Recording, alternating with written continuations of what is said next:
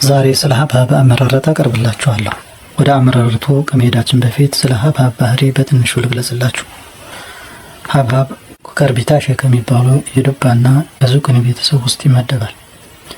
ሀብሀብ በመሬት የሚሳቡ ከ3 እስከ 4 ሜትር የሚደርሱ ረዣዥም ሀረጎች አሉት። አበባዎቹ ቢጫ ቀለም አላቸው። የሀብሀብ እጽዋት ወንዴና ሴቴ አበባን በአንድ ላይ ይይዛል። ነገር ግን ወንዴና ሴቴ አበባዎቹ በአንድ እጽዋት ውስጥ ለብቻ ስለሆኑ በንፋስ ወይም እንደ ደም ባሉ ነፍሳት ይዳቀላል። ስለዚህ ንብ ለሀብሀብ መዳቀል ጠቃሚ ነች። የሀብሀብ ፍሬዎች የተለያዩ መጠን ያላቸው ሲሆን በአብዛኛው ከ2 እስከ 14 ኪሎ ግራም ሊመዝኑ ይችላሉ። አንዳንዴም በጣም ግዙፍ ሀብሀቦች ተመርተው ይታያሉ። የፍሬው ቅርጽና ቀለም እንደ ዝርያው ይለያያል። ዘሮች ጥቁር ቡናማ ቀለም አላቸው።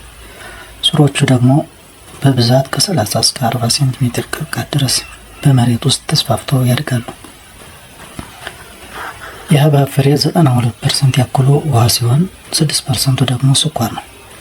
ሀብሀብ ፍሬውን በመጋጥና በጭማቂ መልክ ለምግብነት ይውላል። ካርቦሃይድሬት፣ ካልሲየም፣ ፎስፈረስ፣ ቫይታሚን ኤ እና ሲ ይይዛል። ሀብሀብ ከፍተኛ የሆነ የጤና ጥቅም አለው። በተለይ ላይኮፒን የተባለውን አንቲኦክሲዳንት ንጥረ ነገር በብዛት ስለሚይዝ በሰውነታችን ውስጥ ለጤና ጠንቅ የሆኑ ነገሮችን በመጥላት በሽታን ይከላከላል። የልብ በሽታን፣ ስትሮክን፣ አስምንና የተለያዩ የካንሰር በሽታዎችን ይከላከላል። የፕሮስቴት፣ የኩላሊት፣ የጡት፣ የአንጀትና የሳምባ ካንሰሮችን እንደሚከላከል ጥናቶች ያሳያሉ። አጥንትንም የማጠንከር ባህሪ እንዳለው ይነገራል። ተስማሚ ስነ ምህዳር ወይም አግሮ ኢኮሎጂ። ሀብሀብ በሞቃታማ ወይም ቆላማ አካባቢ የሚመረት ሰብል ነው። በቀዝቃዛ አካባቢ መመረት የሚችል ቢሆንም በቀዝቃዛ አካባቢ ሲመረት የፍሬው ጥራት ይቀንሳል።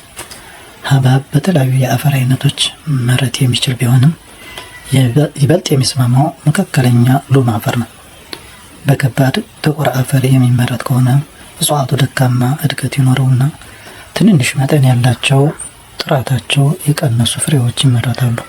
ነገር ግን ውሃ ሳይበዛበት የመስኖ ውሃ በጥንቃቄ ከጠጣ ከጥቁር አፈርም ጥሩ ምርት ይገኛል። አሁን ደግሞ ወደ አመራረቱ እንሂድ። ማሳ ዝግጅት። ሀብሀብ በቂ የፀሐይ ብርሃን ያለበት አካባቢ ይፈልጋል። ስለዚህ ጥላ ስለማይፈልግ ዛፎቹን መከርከም ያስፈልጋል። ሀብሀብ ከብዙ አትክልቶች በበለጠ አየር ይፈልጋል። በመሆኑም ማሳው አየር እንዲዘወርበት በደንብ መዘጋጀት አለበት። በዝናብ ወቅት ሲመረት ውሃ እንዲንጣፈፍ መዝሪያ ቦታው ከፍ በማድረግ መስመር ማውጣት ያስፈልጋል፣ ወይም ሪጅ ማውጣት ያስፈልጋል ማለት ነው። በተለይ ለጥቁር አፈር በደንብ ከፍ ማድረጉ ውሃ እንዳይቋጠር ይረዳል። ዘር ዝግጅት። የሀብሀብ ዘሩን ቀጥታ ከፍሬው በማውጣት መዝራት ይቻላል። ነገር ግን ሃይብሪድ ወይም ዲቃላ ዝርያ ከሆነ ከፍሬው ቀጥታ በማውጣት ሲዘራ በሽታን የመቋቋም ባህሪው፣ ምርቱና ጥራቱ ይቀንሳል። በተለይ ለገበያ የሚቀርብ ከሆነ ከፍተኛ ምርት ለማግኘትና ጣዕሙ ተመራጭ የሆነ ጥራት ያለው ምርት ለደንበኞች ለማቅረብ ምርጥ ዘሮችን አፈላልጎ ከታወቀ ድርጅት መግዛት ያስፈልጋል። ለ1 ሄክታር 3.5 ኪሎ ግራም አካባቢ ዘር ማዘጋጀት አለብን። ዘር ከመዝራታችን በፊት መጀመሪያ ዘሩን በሞቀ ውሃ ከ6 እስከ 12 ሰዓት የሚሆን መንከር ጠቃሚ ነው። ሀብሀብ ቀጥታ ዘሩን በማሳው በመዝራት ወይም በመደብ ፈል በማፍላት ማዘመት ይቻላል። ሀብሀብ በመሬት የሚሳቡ ረጃጅም ሀረጎች ስላሉት ሰፊ ቦታ ይፈልጋል። በመሆኑም ርቀቱን ጠብቆ መዝራት ወይም ማዘመት አለብን። ዘሩ በቀጥታ በማሳ የሚዘራ ከሆነ ርቀቱን ከ11 እስከ 15 ሜትር በመስመሮች መካከል መስመር በማውጣት ከመስመሩ ውስጥ በዘሮች መካከል ደግሞ 90 ሳንቲሜትር እስከ 1 ሜትር በማራረቅ ከ2 እስከ 3 ዘሮችን በአንድ ላይ በመጣል መዝራት። ከበቀለ በኋላ ችግኞቹ ከ3 እስከ 4 ቅጠሎች ሲያወጡ ተክሎችን ማሳሳት ያስፈልጋል። በአንድ ላይ የተዘሩትን ዘሮች ሲያድጉ ከአንድ በላይ እንዳይሆኑ ማሳሳትና አንድ ችግኝ ማስቀረት ያስፈልጋል ማለት ነው። ችግኝ ማዛመት። አንዳንዴ ችግኙም በመደብ በማፍላት ወደ ዋናው ማሳ ማዛመት ቀጥታ ከመዝራት የሚመረጥበት ሁኔታ ይኖራል። ለምሳሌ ዘሩ ውድ ከሆነ ዘር ሳይባክን አነስተኛ የዘር መጠን ለመጠቀም እንዲቻል ማዛመቱ ይመረጣል።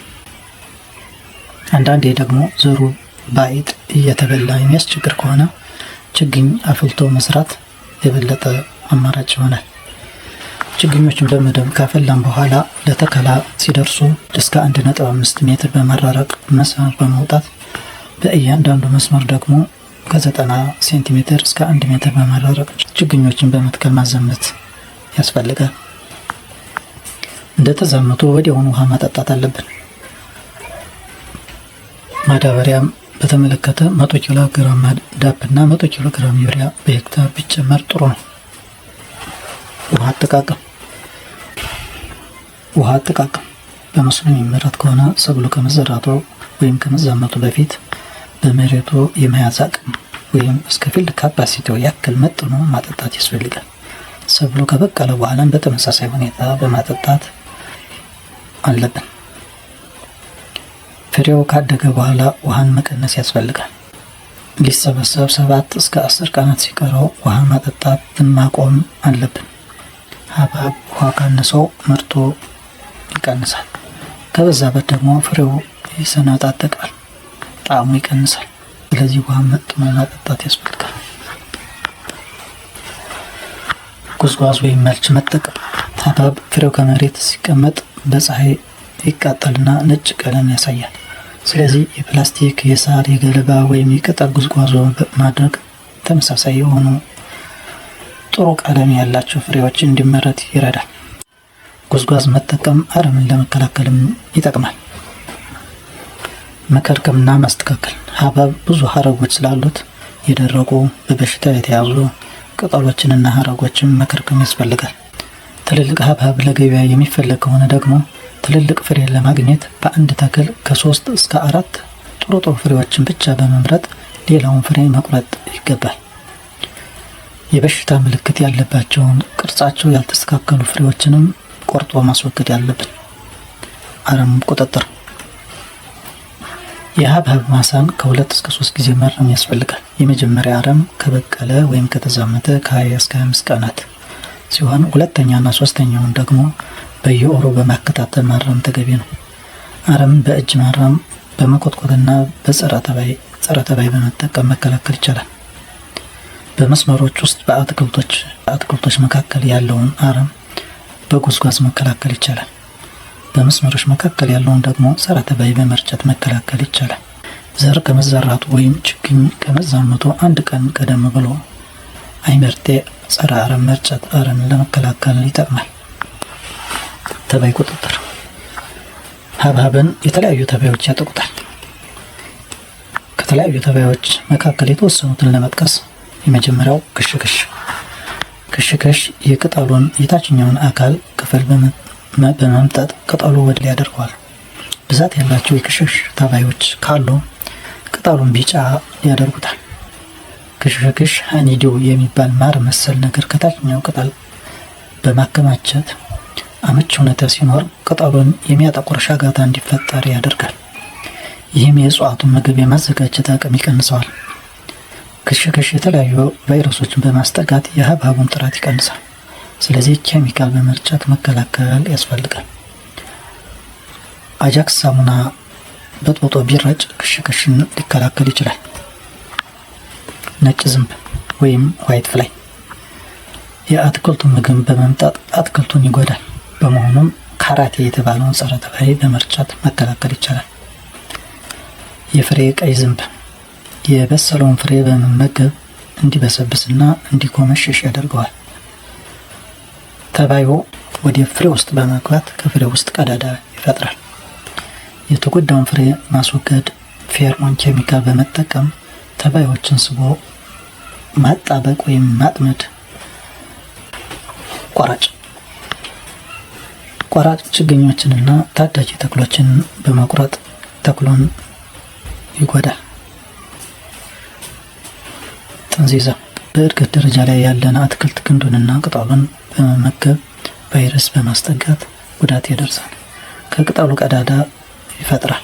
ስለዚህ ተክሎ በእድገት ደረጃ ላይ እያለ ካርባሪል 44 ግራም በ1 ሊትር ውሃ በመበጥበጥ መርጨት ያስፈልጋል። ትልልቅ እንስሳት ከተባዮች በተጨማሪ ትልልቅ እንስሳት እንደ ሚዳቋ፣ አይጥ፣ ጥንቸል፣ ጦጣ ሀብሀቡን ሊያጠቁት ስለሚችሉ መጠበቅ ያስፈልጋል። በተለይ አይጥ መሬቱን በመቆፈር በዘር ወቅት ዘሩን ልታወጣውና ልትመገበው ስለምትችል ጥንቃቄ ያስፈልጋል። አይጥ የሚያስቸግር ከሆነ ችግኝ በማሳደግ ችግኙን ወደ ዋናው ማሳ በማዛመት ማምረት ይቻላል። በአካባቢው ጦጣ ካለ ፍሬውን በመመገብ ጦጣ ከባድ ጥፋት ልታጠፋ ስለምትችል መጠበቅ አለብን። በሽታ ቁጥጥር ዱባንና ዝኩኒን የሚያጠቁ በሽታዎች በተመሳሳይ ሀብሀብን ያጠቃሉ።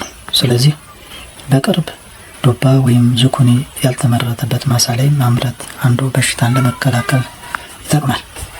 ስለዚህ ኩከርቢት ቤተሰብ የሆኑ ተክሎችን ያላካተተ ሰብሎችን በማፈራረቅ ማምረት ተገቢ ነው። አመዳይ ወይም ፓውደሪ ሚልድው የፈንገስ በሽታ ሲሆን ደረቅ በሆነ ጊዜ ይከሰታል። ነጭ ዱቄት መሰል ከቅጠሉ ላይ ይከማቻል። በባህላዊ ዘዴ ለመከላከል ሳይጠጋጋ የተክሉን ርቀት ጠብቆ መትከል በሽታውን ይከላከላል። በመከርከም ተክሎ አየር እንዲያገኝ ማድረግም እንዲሁ በሽታውን ይከላከላል። በኬሚካል ለመከላከል ማንኮዜብ መርጨት ያስፈልጋል። አንትራክኖስ በፈንገስ አማካኝነት የሚከሰት ሲሆን ቅጠሉን፣ ሀረጉንና ፍሬውን ያጠቃል። ክብ የሆነ ቀላ ያለ ቡኒ ነጠብጣብ በቅጠሉ ላይ ያሳያል። በፍሬው ላይ ደግሞ ጎድጎድ ያለ ምልክትና ፈሳሽ ነገር ያወጣል። ስለዚህ ሰብልን ማፈራረቅ፣ ንጹህ ዘርን መጠቀም በሽታውን ለመከላከል ይረዳል። ማንኮዜብ መርጨትም ለመከላከል ጠቃሚ ነው። ምርት መሰብሰብ የሀብሀብ ፍሬዎች ከተቆረጡ በኋላ ስለማይበስሉ መድረሱን በደንብ ለይቶ ሲደርስ መሰብሰብ ያስፈልጋል። በደንብ ሳይደርስ ከተቆረጠ የስኳር ይዘቱ ይቀንሳል።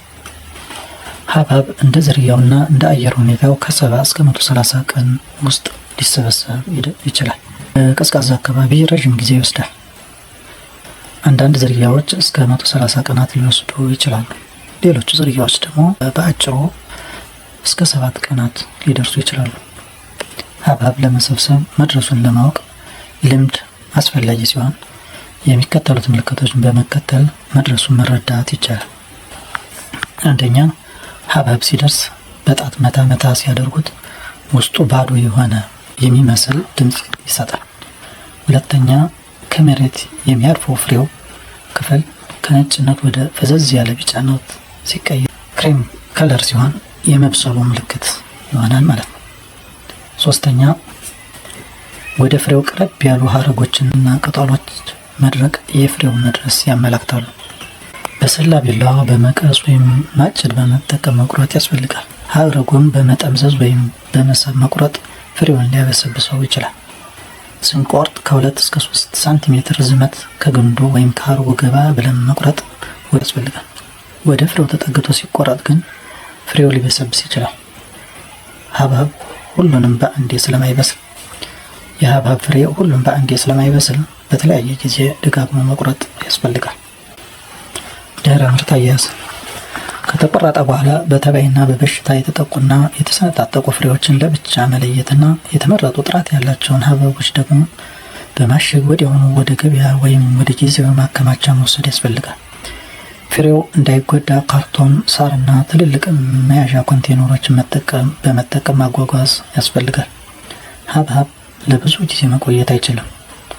በቀዝቃዛ ወይ ከ11 እስከ 15 ዲግሪ ሴንቲግሬድ መጠን ባላቸው ቦታዎች እስከ 2 ወይም 3 ሳምንታት ሊቆይ ይችላል። በመሆኑም ቶሎ ወደ ገበያ ወስዶ መሸጥ ያስፈልጋል።